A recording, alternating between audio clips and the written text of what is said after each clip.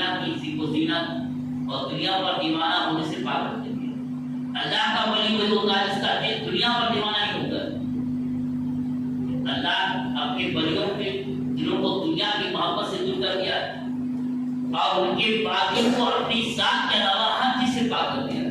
باقی سرات نہیں، ہمارا دل اللہ کے علاوہ کسی اور کی طرف نہ لگے۔ یہ سبب لے کہ ہم اپنی زندگی کے مقصد کو پورا کریں۔ ہم نیت تو بات نہیں مگر ذہن کہا جاتا ہے۔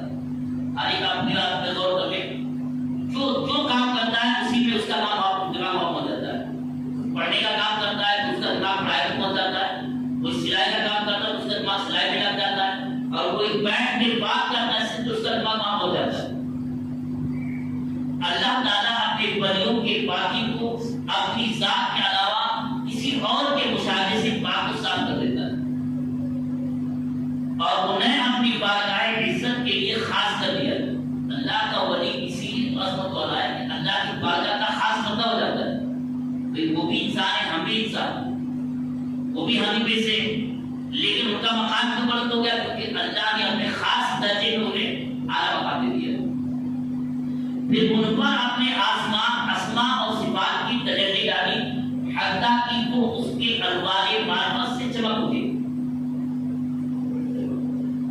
اللہ اپنے بندے خاص طور سے ولیوں کے دلوں پر اپنی اسماء اور صفات یعنی اللہ کے نام کو طرح سے، جیسے ایک ہے اللہ اور ایک ہے رازق، تو رازق اللہ کی صفت ہے اور نام اللہ کا اللہ ہے۔ اللہ اپنے ناموں اور اپنی صفتوں کی تجلی ڈالی تو اولیاء کرام کے دل میں ہوتے۔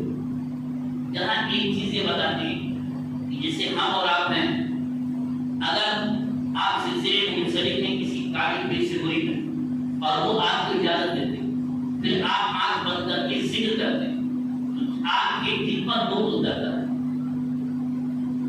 یعنی جو مرید ہوتے ہیں وہ اللہ کے ذات کا مراقبہ کرتے ہیں تو ان کے دلوں پر نور اترتا ہے اور اس نور میں بہت کچھ دیکھتے ہیں۔ اس روشنی کا دیکھ رہے ہیں، لائٹ بند کرتے ہیں زیادہ کچھ نظر نہیں آتا، ایسے دل میں جب نور اترتا ہے تو دور تک دیکھتے ہیں۔ اسی حقیقت کو یاد کر رہے ہیں کہ پھر ان پر یعنی اپنے ولیوں پر اپنی ناموں اور صفتوں کی تجلی ڈالی یہاں تک کہ اس کے انوار معرفت سے وہ چمک گئے۔ پھر ان کے لیے اپنے انوار و تجلیات سے پردہ اٹھایا۔ یہ جو بیان فرما رہے ہیں یہ حقیقت یہ ہے کہ ولیوں کے درجوں کو بیان کر رہے ہیں۔ اللہ تعالیٰ کوئی مرید ہوتا ہے تو پھر وہ ذکر کرتا ہے، اس کے دل پر نور اترتا ہے، پھر جب نور اترتا ہے تو پردے ہٹتے، پھر وہ ولایت کے مقام میں اسی چیز کو بیان فرمایا۔ پھر ان کے لیے یعنی اپنے ولیوں کے لیے اپنے انوار و تجلیات سے پردہ اٹھایا حتیٰ کہ وہ اس کی محبت کی آگ سے سوختہ جان ہو گئے۔ سوختہ جان مطلب چل گئے۔ آج میں اتنی ہی بتا رہا ہوں اور اتنی ہی وضاحت کر دوں تاکہ کل اس کے آگے آپ مجھے سمجھ پڑ جائے گا۔ یہاں تین باتیں حضرت نے کہا۔ ایک تو اللہ نے اپنے ولیوں کے دل کو دنیا میں ہی کر دیا، یہ بہت خوبصورت دنیا کی خوبصورتی پر ایمان ہو دیا، اور دوسرا اپنے ولیوں کے دل کو اپنی بارگاہ سے ہٹنے نہیں دیا،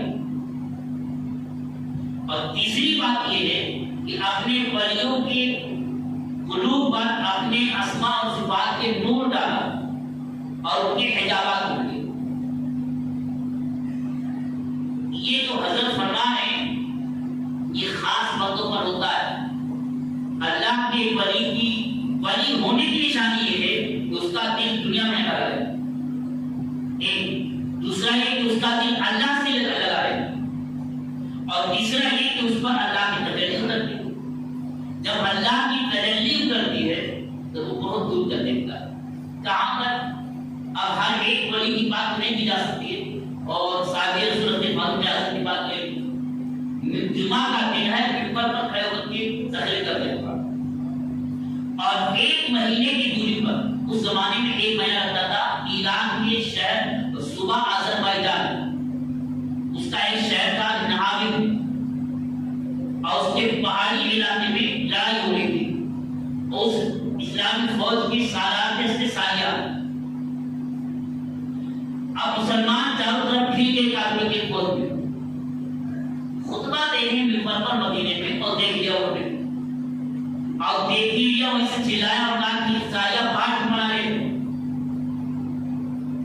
اب وہ کون سی چیز تھی کہ ایک مہینے کی دوری کو انہوں نے دیکھ لیا، اور صرف دیکھا نہیں، آواز بھی پہنچا دیا، اور صرف پہنچایا انہوں نے سنا بھی، عمل بھی کیا، اور تیار بھی ہوئے۔ اسی چیز کو بیان فرمایا کہ اللہ اپنے ولیوں کے دلوں پر نور اتارتا ہے، پھر وہ نور حجاب ہوتا ہے، پردہ ہٹاتا ہے، جب پردہ ہٹاتا ہے تو ایسے نظر آتا ہے کہ یہاں بیٹھ کر کے 1000 میل کی دوری پر دیکھ لیتا ہے۔ اللہ کا بہت بڑا شکر ہے کہ اپنے ولیوں کو یہ دیا، اور کیا کیا ہے جس اللہ کا سنا۔ اتنی بات تو سمجھ میں آ گئی نا۔